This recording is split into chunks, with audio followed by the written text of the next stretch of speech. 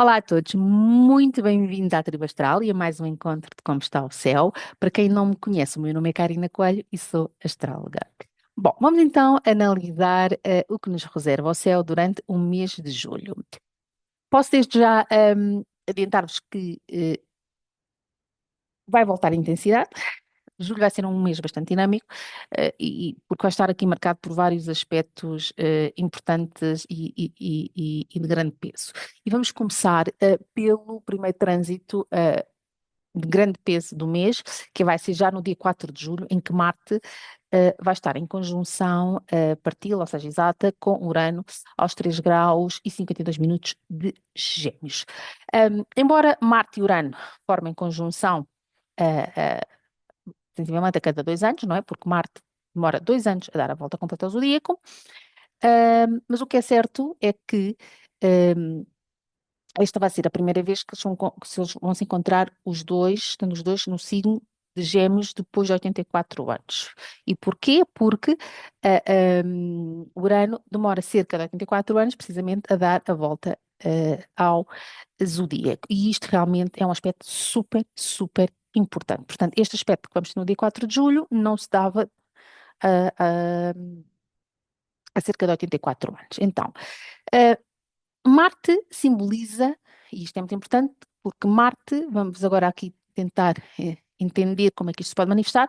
Marte simboliza a ação, simboliza a iniciativa, simboliza a coragem, o confronto, a agressividade. E Urano, por sua vez, representa a ruptura, hum, as mudanças súbitas, não é, inesperadas, e tudo aquilo que, no fundo, rompe com o convencional, com aquilo que já está estabelecido. Então, quando estas duas energias se unem, tendem a favorecer acontecimentos repentinos, onde está envolvida grande impulsividade.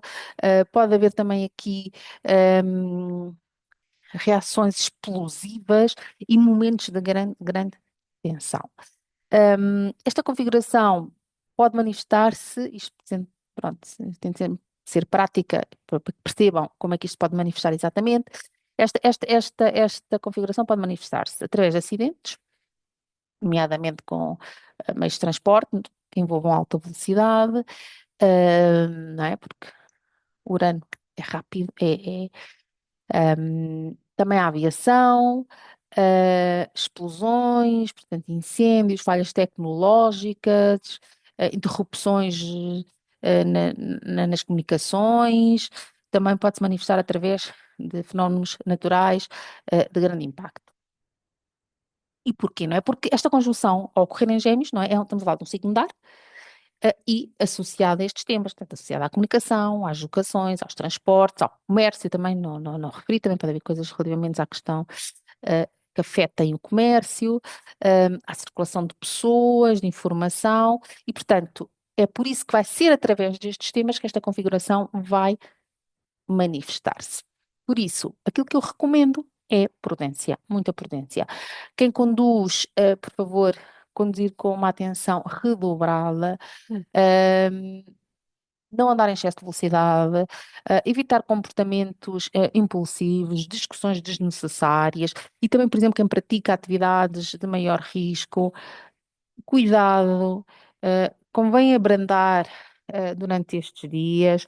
ahm, e são estes assim os principais alertas que eu deixaria. Eu também gostava de dizer que na minha experiência eu considero que as quadraturas e as oposições entre, por exemplo, neste caso, estamos a falar de Marte e Urano, tendem a manifestar-se de forma mais extensa, por dizer de alguma forma, do que propriamente a conjunção. Ainda assim, trata-se de um aspecto que merece muitíssimo respeito e que não deve ser desvalorizado, não é? Porque estamos aqui a falar da fusão, que é do que se trata a conjunção, destas duas energias. Ahm, Obviamente, também é importante dizer que a nível pessoal, portanto, a energia será sentida de forma diferente, não é? Por cada pessoa.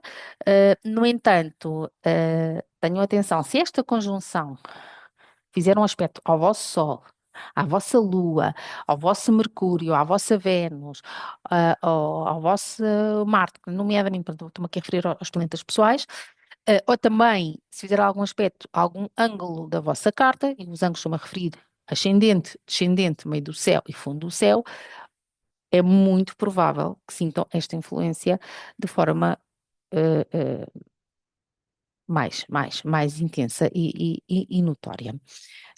Mas, por outro lado, também quero recordar, vou sempre a recordar em vários vídeos, não quero ser chata, mas isto é muito importante, porque trato de fazer uma astrologia séria e passar-vos também essa mensagem. Os trânsitos não atuam de forma isolada. São muitas vezes ativadores. Portanto, a forma como os aspectos, e neste caso estamos a falar desta conjunção, se vai manifestar a nível pessoal, vai sempre depender da promessa da vossa carta natal e também da promessa do vosso ano, não é? Que se vê nas várias técnicas preditivas, ok? E, portanto, e a interação da carta de Natal com as técnicas preditivas e, obviamente, também com os trânsitos, é que se pode prever como se poderá manifestar, neste caso estamos a falar deste trânsito, que é um trânsito que realmente merece muitíssimo cuidado e muitíssima atenção, mas isto aplica-se a todos os trânsitos. E avançamos. Avançamos para o dia 5 de julho. Ahm, Marte vai fazer neste dia um trígono com Plutão, a partir dos 4 graus de Gêmeos. Apesar de se tratar de um trígono, há aqui também um aspecto muito importante que devemos ter muitíssimo em conta, que é o seguinte: em astrologia não basta analisar o tipo de aspecto. É igualmente fundamental considerar a natureza dos planetas envolvidos no aspecto. E digo isto porquê? Porque é muito comum, e cada vez é mais comum, ouvirmos que o trígono é um aspecto positivo e construtivo. No entanto, essa visão é uma visão muitíssimo simplista, porque o trígono não transforma a natureza dos planetas. O que ele facilita é a sua expressão. Então, por outras palavras, quando os planetas envolvidos possuem uma natureza mais exigente ou mais intensa, aquilo que o trígono vai facilitar é precisamente a manifestação dessas energias. E é por isso que fazer uma astrologia séria e rigorosa implica analisar todas as camadas da interpretação e não retirar conclusões apenas com base no aspecto, ok? Portanto, neste caso, Marte e Plutão são dois planetas associados, recordo, à força, ao poder, ao confronto, à capacidade de destruição, mas também à transformação profunda, à determinação, e o trígono entre ambos, não é? Portanto, neste caso, entre Marte e Plutão, o que vai facilitar é a expressão destas qualidades, tanto na sua vertente mais construtiva, como na sua vertente mais desafiante, obviamente.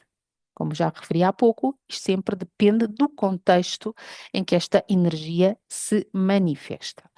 Então, este aspecto poderá coincidir com uma enorme capacidade de ação, por exemplo, de coragem e resistência perante alguma situação difícil que se apresente, mas também pode favorecer demonstrações ou situações de força, de conflitos de poder e atitudes mais extremistas ou acontecimentos em que se manifeste realmente de forma intensa e crítica.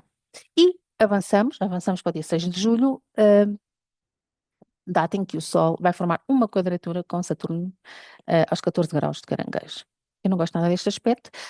Esta é uma energia realmente que se sente muito pesada, né? Porque a quadratura entre o Sol e Saturno tende a manifestar-se com uma maior sensação de bloqueio, de exigência, não é? De carga, não é? De peso, em que sentimos pá, que as coisas não avançam, que tudo custa, que tudo são obstáculos, tudo são desafios e isso realmente exige muita paciência e perseverança que nem todos temos.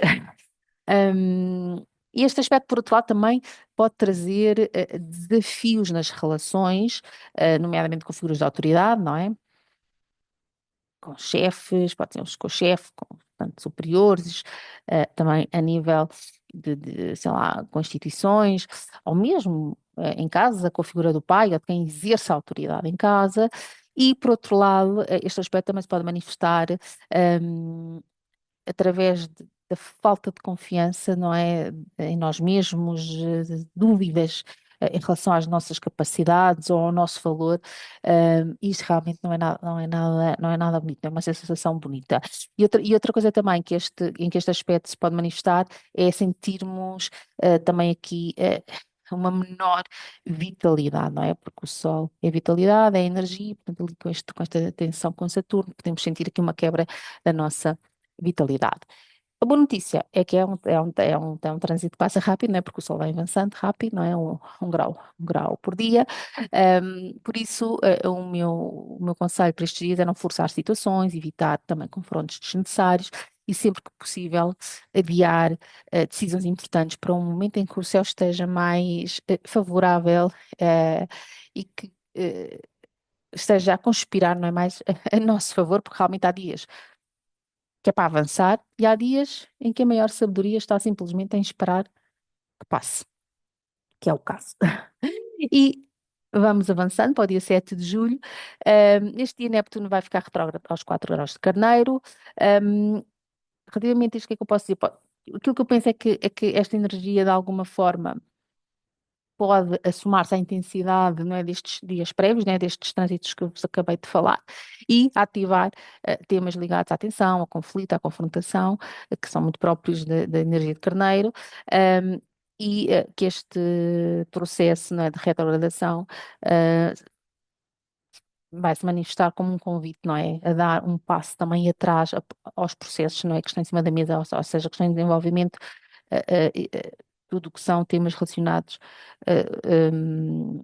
com esta energia de Carneiro eh, e de Neptuno, obviamente. E avançamos para o dia 9 de julho. No dia 9 de julho, Vênus vai ingressar no signo de Virgem.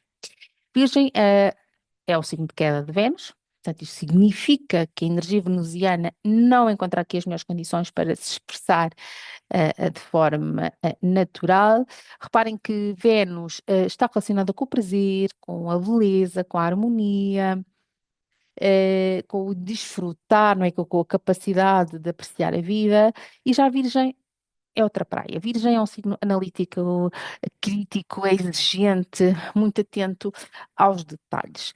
Um, e então, com Virgem, claro, existe sempre uma necessidade constante de aperfeiçoar, de corrigir, de organizar, o que nem sempre vai permitir, não é, à Vênus, hum, relaxar, assim, de alguma forma, e desfrutar da forma que a sua natureza necessita. Portanto, percebem que são duas energias muito pouco afins. Por isso é que Vênus está em queda em Virgem. Por outro lado, também não ajuda o facto de Vênus logo após ingressar em Virgem, aplicar uma quadratura a Urano, não é? E isto ainda acresce aqui o facto de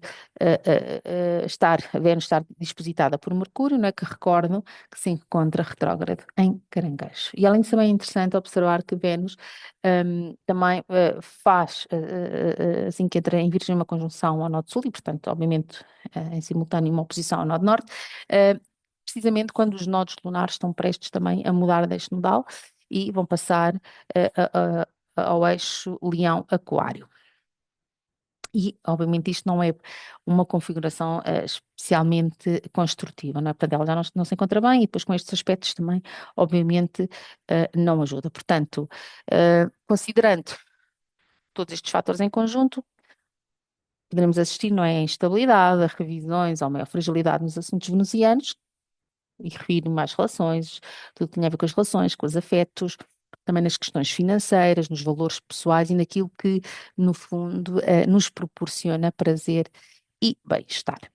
E avançamos para o dia 13 de julho, data em que Mercúrio vai ficar Casimi, ou seja, vai estar em conjunção exata ao Sol, aos 20 graus de Caranguejo. Na astrologia tradicional, este é realmente um aspecto particularmente interessante e importante, porque apesar de Mercúrio se encontrar retrógrado, ao estar no coração do Sol, a sua condição melhora significativamente. É como se Mercúrio, neste momento, conseguisse recuperar a sua força, a sua clareza e a sua capacidade de expressão. Por isso, este poderá ser um bom dia para retomar conversas importantes, esclarecer mal-entendidos, rever decisões ou encontrar soluções para assuntos que até aqui pareciam não avançar, não é? Que andavam aí para trás e para a frente, que é o muito típico, não é? De quando Mercúrio está retrógrado. Portanto, é como que se neste dia fosse aqui uma exceção de todo este processo de retrogradação de Mercúrio. E que fique claro que isto não significa que Mercúrio vai deixar de estar retrógrado. O que significa é que trata-se de um momento, lá está, de exceção, está bem? Dentro do próprio ciclo de retrogradação, em que a energia de Mercúrio tende a expressar-se de forma mais clara e eficaz. Portanto, eu repito isto porque isto é importante que fique claro para não haver mais interpretações. E avançamos para o dia 14 de julho. No dia 14 de julho vamos ter uma lua nova aos 21 graus de Caranguejo, uh, às 10h43 de Lisboa, 10h43 da manhã de Lisboa. Como já sabem, a lua nova simboliza sempre o início do novo ciclo, simboliza, não é, no fundo, uma semente que se lança para depois mais à frente germinar. A primeira coisa que me chama a atenção é que esta lunação não faz aspectos maiores com os restantes planetas. É uma lua nova com dignidade, não é? Uma vez que a lua se encontra no seu domicílio, não é? Está em Caranguejo. No entanto, não me parece ser uma lunação particularmente marcante ou com protagonismo aí XPTO. Não, não me parece nada disso. Ah, o que talvez considere mais relevante é o facto desta lua nova ocorrer em conjunção com Mercúrio, que além de se encontrar retrógrado, ele está queimado pelo Sol, não é? Porque ele, entretanto, já saiu da condição de Casimi, e portanto, quando a lua nova ocorrer, ele já está queimado pelo Sol. Por isso, aquilo que eu talvez destacaria é que todos os assuntos ou projetos que se iniciarem sobre esta lua nova poderão começar com alguma indefinição. Poderão exigir revisões ou sofrer alterações ao longo do processo. Portanto, é muito possível que as decisões ou as ações demorem muito mais tempo a amadurecer, e que lá estão os acontecimentos, deem mais voltas do que seria expectável e que a concretização do que inicia agora, sob esta lua nova, seja mais lenta do que o expectável, ok? Obviamente, esta é uma tendência geral da alunação. A forma, lá está, como cada pessoa a viverá, depende sempre do lugar onde os 21 graus de caranguejo caem na vossa carta natal, dos aspectos que a lua nova fizer aos vossos planetas em ângulos e, naturalmente, a ativação ou não de alguma promessa indicada pelas restantes técnicas preditivas para o ano em curso, não é? Que era aquilo que eu já há pouco tinha falado no outro exemplo. Um, também reforçar, não é, que esta observação não é só com a lua nova, é com todos os trânsitos, eh, eh, com todas as análises, não é, que fazemos nestes encontros de como está o céu. E avançamos para o dia 16 de julho. Chegamos, na minha opinião, a um dos momentos mais importantes, não só do mês, mas também de todo o ano. E porquê? Porque por estes dias, nesta data, vão estar a coexistir vários aspectos envolvendo planetas lentos, algo que não é assim tão frequente. Um, Isto pela natureza dos planetas envolvidos e pela simultaneidade, né, destas configurações. Aquilo que eu acredito é que vamos estar perante aqui o início de um processo muitíssimo importante, com potencial para marcar profundamente as nossas vidas, isto tanto de uma perspectiva individual como coletiva, não é? As coisas, uma coisa está relacionada com a outra. E refiro-me em concreto aos seguintes aspectos que vão estar a ocorrer. Reparem, Urano vai estar em sextil com Neptuno a partir dos 4 graus de Gêmeos. Urano em sextil com Júpiter, não é? Que recordam que já vai estar em Leão. Urano em trígono com Plutão em Aquário e Júpiter em oposição a Plutão. Isto tudo a acontecer ao mesmo tempo. Portanto, o que é que eu quero dizer? O facto de todas estas configurações estarem ativas, não é, em simultâneo, é muitíssimo relevante. Como estamos a falar de planetas lentos, ligados, não é, às grandes transformações sociais e coletivas, aquilo que estiver a nascer neste período dificilmente vai ser algo passageiro. Pelo contrário, tudo indica que estaremos perante processos que se irão desenvolver ao longo dos próximos anos. Ou seja, aquilo que começa agora a cozinhar-se poderá tornar-se progressivamente mais visível a partir desta altura e consolidar-se com o tempo, não é? Nos próximos anos, como eu referi.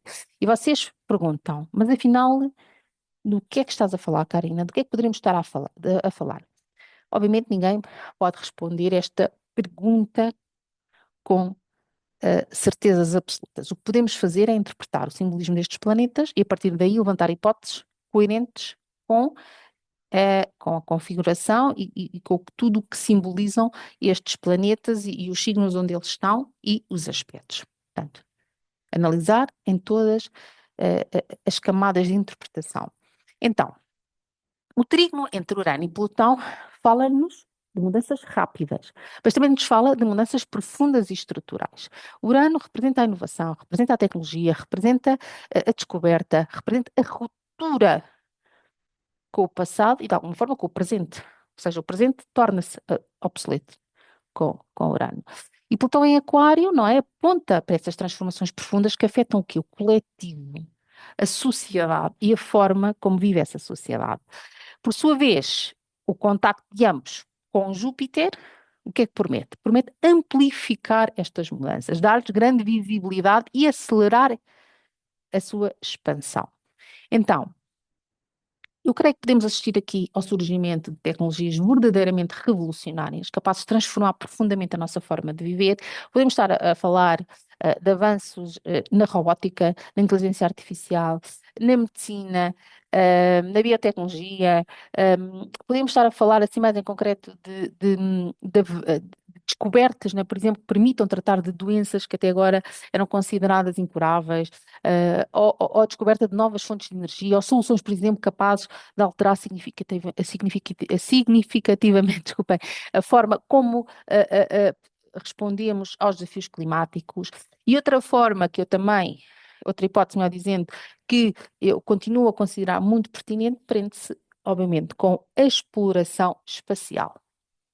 Como alguns de vocês que acompanham o canal e que fazem parte desta tribo, vão-se recordar que no vídeo que eu dediquei o ano passado, acho que foi o ano passado, ou foi no final de 2024, já não me lembro, mas acho que foi o ano passado, ahm, fiz um vídeo dedicado ao trânsito de Urano em Gêmeos e eu referi já nesse vídeo que este trânsito ia coincidir com um salto muito importante nestas áreas e nestas temáticas. Por isso, quem tiver interesse, reveja esse vídeo, ou se não viu, veja, porque aí detalho bastante, mas eu não excluiria. E para mim esta combinação, todas estas configurações marcam aqui realmente um antes e um depois, em que tudo vai começar a tornar-se visível, de forma rápida e muito em breve vamos começar a perceber como é que isto vai começar a manifestar-se. Portanto, conquistas e avanços relativamente à conquista do espaço ou, ou, por exemplo, também que surge informação ou acontecimentos relacionados com a vida extraterrestre, para mim é algo que está muitíssimo em cima da mesa, por mais que a muitos, se calhar, de vocês possa-vos parecer assim estranho, mas estou muito, muito, muito convencida disto. Obviamente, isto são algumas hipóteses, mas todas elas fundamentadas e sustentadas pelo simbolismo astrológico. Ah, mas há uma coisa que também, só assim para terminar, que me parece bastante clara. Seja qual for o tema ou os temas comecem agora a ganhar forma e vamos começar a ver, garanto-vos, tudo indica, como eu disse há pouco, que não vai ser passageiro. Pelo contrário, estaremos provavelmente a assistir ao início de um processo que se desenvolverá ao longo como eu disse, dos próximos anos, mas não estou a falar assim a longo prazo. Portanto, é algo que vai começar a ganhar forma rápida, 2, 3 anos, e que vai transformar de forma profunda a vida, a nossa vida, não é? A vida coletiva, como eu referi há pouco. Disso eu estou muitíssimo segura. Vamos estar atentos e vamos ver como tudo isto se vai manifestar. E avançamos para o dia 22 de julho, data em que o Sol vai ingressar no signo de Leão, não é o seu signo de domicílio e por isso um signo onde a sua natureza se expressa plenamente. É curioso observar como o simbolismo do zodíaco acompanha o ritmo da natureza. No hemisfério norte, portanto, o Sol entra em Leão precisamente quando o verão atinge o seu auge, uma época em que somos naturalmente convidados a descansar, a desfrutar do sol, a dar espaço nas nossas vidas ao lazer, ao ócio. Também é uma energia naturalmente muito associada à afirmação da nossa identidade, de criatividade, da autoestima, da vitalidade e também da liderança, né? Que é tudo qualidades que refletem muito bem a natureza leonina. E avançamos, dia 24 de julho, uh, data em que Mercúrio retoma finalmente o movimento direto. Eu não sei como é que vocês estão a sentir o Mercúrio retrógrado, eu para variar, uh, a mim pega-me forte. Um, e estou desejosa que, que volte ao movimento direto. Portanto, no dia 24 de julho ele vai retomar finalmente este movimento direto, e no dia seguinte, no dia 25 de julho, ele vai formar um sextil com Vênus, a partir dos 16 graus de Caranguejo. E isto é um aspecto que facilita o diálogo, os entendimentos, as negociações e a resolução, no fundo, de assuntos que tenham permanecido em suspenso durante todo este período em que Mercúrio esteve retrógrado. Mas, há uma coisa que eu também queria dizer, que apesar de Mercúrio já se encontrar nesta altura em movimento direto, importa recordar que ainda permanece no período de sombra, não é? Que vai terminar apenas no dia 7 de agosto. Como sabem, portanto, eu falo muito disto aqui no canal, eu dou muitíssima a importância ao período de sombra, portanto, eu até essa data um, não considero que Mercúrio esteja plenamente funcional. Portanto, é por isso que ainda poderemos assistir à resolução de assuntos pendentes, à necessidade de fazer pequenos ajustes ou de concluir processos iniciados durante a retrogradação. Obviamente a coisa vai melhorando, mas eu considero mesmo só a partir do dia 7 de agosto, do dia 7 de agosto, exatamente, é que ele volta a funcionar em pleno, porque porque é nessa altura que ele ultrapassa o grau exato e os minutos exatos e os segundos exatos em que iniciou o seu processo de retrogradação. E seguimos para o dia 26 de julho. No dia 26 de julho, Saturno, por sua vez, é ele agora que vai ficar retrógrado, aos 14 graus de Carneiro. Saturno vai estar retrógrado bastante tempo, até dezembro, tal como Neptuno, eu há pouco não disse isso. Eu acho que Neptuno, se não estou em erro, vai ficar até o dia 12 de dezembro e Saturno vai ficar até o dia 10 de dezembro. Portanto, eles vão ficar estes meses todos em retrógrados. No caso de Saturno, portanto, ele vai retrogradar, portanto, a partir dos 14 graus de Carneiro e vai andando, até chegar aos 7 graus de Carneiro. O que é que isto significa? Significa que todos os graus compreendidos entre os 7 e os 14 graus de Carneiro serão revisitados por Saturno ao longo deste período, né? Porque ele já passou por aí, agora vai voltar atrás e vai revisitar todos estes graus. Portanto, Saturno, sim, tem um peso muito grande e nota-se muito na nossa vida individual e pessoal. Portanto, quem tiver planetas ou ângulos nestes graus de Carneiro, não só de Carneiro, pronto, de Carneiro, mas também dos restantes signos cardinais, Caranguejo, Balança e Capricórnio, deve estar muitíssimo atento, porque é muito provável que os temas que começaram a desenvolver-se durante a primeira passagem de Saturno por estes graus voltem agora a ganhar destaque. Este será então um período de revisão, de reestruturação e de consolidação, em que seremos convidados a rever, a reajustar ou a amadurecer situações que se apresentaram anteriormente, quando Saturno andou por estes graus, agora há pouco tempo, não é? Há poucos meses. Portanto, desde que ele entrou em Carneiro. Ok? Portanto, tenham atenção a isto. Também vos posso dizer que, pela minha experiência, a primeira passagem sente sempre com mais força, mas quando ele volta e volta a tocar nestes graus, significa que esses temas não ficaram propriamente resolvidos, são agora de certa forma ativados, e há aqui então este convite de rever e de resolver. Já depois ele voltará a passar, né? Quando há uma terceira passagem, quando ele voltar ao movimento direto e depois já seguirá caminho, ok? Mas estejam atentos. Obviamente, quem tem os tais planetas ou ângulos nestes graus, como eu referi agora há pouco. E seguimos para o dia 27 de julho, data em que o Sol, aos 4 graus de Leão, vai fazer uma oposição a Plutão.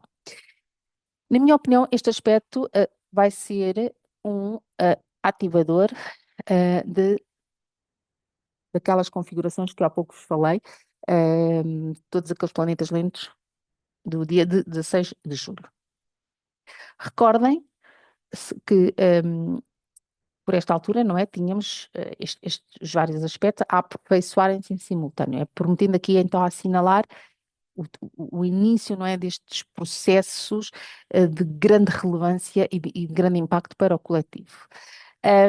Além disso, esta também é uma energia, portanto, falamos aqui da parte da ativação, não é? Do que já tínhamos falado de todos aqueles aspectos do dia 16 de julho, mas por outro lado, esta também é uma energia que promete trazer à superfície temas relacionados com o poder, com o controle, com a transformação. Recordem-se que o Sol representa a identidade, não é? A vontade e as figuras de liderança ou de poder, enquanto que Plutão simboliza aquilo que permanece oculto, Ahm, simboliza os processos de transformação profunda, as crises e tudo o que são dinâmicas de poder. Portanto, sendo uma oposição, é natural que estas duas energias, obviamente, entrem em confronto. Portanto, vamos seguramente assistir a disputas de poder, isto tanto a nível individual como coletivo. Ahm, Também podemos ter revelação de informações importantes, que estavam ocultas também, ou acontecimentos que obriguem, de alguma forma, a uma tomada de consciência, não é, de realidades, não é? E muitas dessas realidades estavam escondidas, que tem muito a ver com a energia também de Plutão. Portanto, isto a nível mundano, isto pode coincidir com momentos de maior tensão política ou institucional, maior tensão social, em que hum, diferentes interesses, não é, entram em confronto e que se torna, lá está evidente a necessidade da transformação profunda e radical que nos fala este aspecto. Como Plutão se encontra em Aquário, não é? Que é uma energia ligada ao coletivo, também é ligada às tecnologias, hum, às redes, às organizações, à sociedade, então eu não excluía aqui a possibilidade, não é, de alguns dos temas, não é, destes temas que eu acabo de referir, ganharem força ou de surgirem aqui acontecimentos que funcionem de alguma forma como catalisadores de mudanças mais profundas. A nível individual, pronto, este aspecto pode levar-nos a situações de confronto relacionadas com o exercício do poder, do controle, não é? De controlar o outro ou de sermos controlados, pode estar também relacionado com o ego, com a necessidade também de transformar padrões que já não favorecem a nossa vida, que já não favorecem o nosso crescimento pessoal. Embora possa ser vivido com muita intensidade, o lado positivo é que também é uma excelente oportunidade para tomarmos consciência daquilo que precisamente é urgente e devemos mudar. E gostaria também aqui só de deixar aqui uma nota para quem faz anos por estes dias. Se este é o vosso caso, esta oposição do Sol a Plutão vai ficar refletida na vossa revolução solar. E como Plutão é um planeta muitíssimo lento, esta energia pode assinalar aqui o início de um processo de crise, um processo de transformação profunda de identidade, cujos efeitos tendem a desenvolver-se e a consolidar-se ao longo dos próximos anos, né? Por ser um trânsito muito, muito lento.